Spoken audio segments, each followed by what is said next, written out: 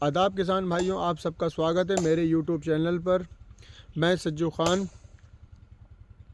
आज मैं आपको इस वीडियो के माध्यम से अमोनिया के बारे में कुछ जानकारी दूंगा। तालाब में बनने वाली अमोनिया से क्या परेशानियां आती हैं और उसे कैसे रोका जाता है, इसके बारे में आपको बताऊंगा। किसान भाइयों, आप मेरे वीडियो में नए हैं तो मेरे चैनल को सब्सक्राइब करें और वीडियो को लाइक करें। किसान भाइयों, आज मैं आपको जो ये बताने वाला हूँ अमोनिया, ये हमारे तालाब के कल्चर में मछली पालन में बहुत अहम होती है। अमोनिया से होने वाली बहुत सारी परेशानियाँ जिसकी वजह से हमारी मछली ग्रोथ नहीं लेती है और जिससे हमारी जो कल्चर है उसमें बहुत सारी दिक्कतें आती हैं और हम आखिर में अच्छा प्रॉफिट नहीं कमा पाते हैं। किसान भाइयों, हमें ये देखना है कि जब हम कभी भी अपने तालाब पे या अपने फार्म पर जाते हैं और हमारी मछलियां सुबह के टाइम अगर ऊपर की सतह पे होती हैं और वो अच्छे से एक्टिविटी नहीं कर रही हैं, तो हमें समझ लेना चाहिए कि उसमें अमोनिया बन चुका है और उसमें ऑक्सीजन कम हो चुकी है। इसी वजह से हमारी मछलियां ऊपर आ चुकी हैं और वो अच्छे से एक्टिविटी नहीं कर रही हैं। तो किसान भाइयों, हमें क्या करना है, उसके लिए हमें सबसे पहले हमारे वाटर एक्सचेंज करना चाहिए, वाटर रिसाइकिल चलाना है और उसमें हो सके तो ऑक्सीजन की कुछ गोलियां डाल देनी चाहिए।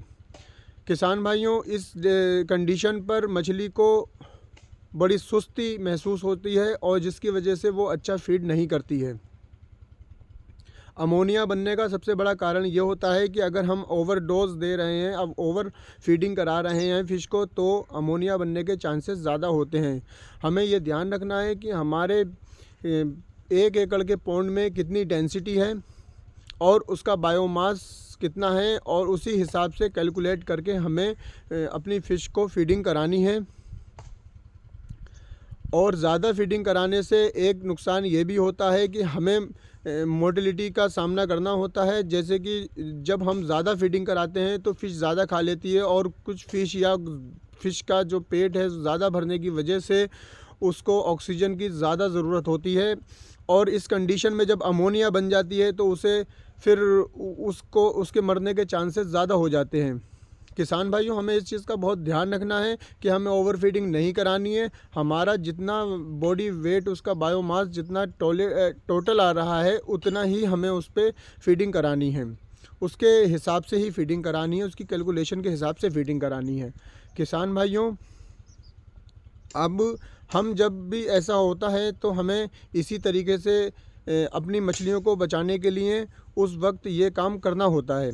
हमें फिर ताज़ा पानी चलाना है और इसका कुछ वाटर जो है एक्सचेंज करना है। इसको रोकने के लिए इसके जो हमारे तालाब के नीचे की मिट्टी होती है और जो नीचे की लेयर में परेशानी होती है, उसको हम एक अच्छी कंपनी के प्रोबायोटिक आते हैं जो हमें अपने तालाब में यूज़ करने चाहिए, जिससे हमारे जो तालाब की सोल है वो ठीक हो जाती है, रिकवरी हो जाती है और हमारी मछलियों को अच्छा महसूस होता है। हमें इसमें जियोलाइट का भी यूज़ करना चाहिए। जियोलाइट इसमें बहुत सहायक होता है। समय समय पे हमें जियोलाइट का यूज़ करते रहना चाहिए, जिससे जियोलाइट एक प्रोडक्ट है जो हमें अपने तालाब में अपने एकड़ के हिसाब से देना होता है। 20 किलो या 25 किलो का बैग होता है, वो हमें अपने तालाब के अंदर डालना होता है छिड़काव करके। तो किसान भाइयों, इससे हमारी अमोनिया के बनने के चांसेस कम रहते हैं। हमारी फ़िश को हम सही टाइम पे सही तरीके से और हमें उसके बायोमास के हिसाब से फीडिंग करानी है। अन्यथा इससे जो हमें परेशानियां आती हैं वो परेशानियां ये होती हैं कि हमारी मछली उस 15 दिन इसे रिसाइकिल होने में लग जाते हैं कि जब मछली में नीचे तालाब में अमोनिया बन जाता है तो उसकी वजह से मछलियां डिस्टर्ब इतना हो जाती हैं कि वो काफ़ी दिन तक 15 दिन तक कम से कम इतना दाना ठीक से नहीं खाती हैं। कभी खाती हैं, कभी नहीं खाती हैं। आपका दाना वेस्ट जाने लगता है। उसकी वजह से मछली अच्छी ग्रोथ नहीं लेती है और हमारा टाइम ख़राब होता है और आखिर में इसका रिज़ल्ट ये आता है कि हमें मछली पालन में कोई फ़ायदा नहीं हुआ। तो किसान भाइयों, हमें इस चीज़ का बहुत ध्यान रखना है कि हमारी मछलियों में ऑक्सीजन की कमी नहीं होनी चाहिए। हमें समय समय पे वाटर पैरामीटर चेक कर लेने चाहिए कि उसकी ऑक्सीजन, उसका टेम्परेचर या उसमें अमोनिया तो नहीं बन रहा है। किसान भाइयों, हमें समय समय पे इस चीज़ों को चेक करना होता है, वरना अन्यथा इसमें हमें काफ़ी सारी परेशानियों का सामना करना पड़ता है। इसीलिए कुछ मछली पालक इस चीज़ का ध्यान नहीं रख पाते हैं और वो अच्छा बेनिफिट नहीं कमा पाते हैं।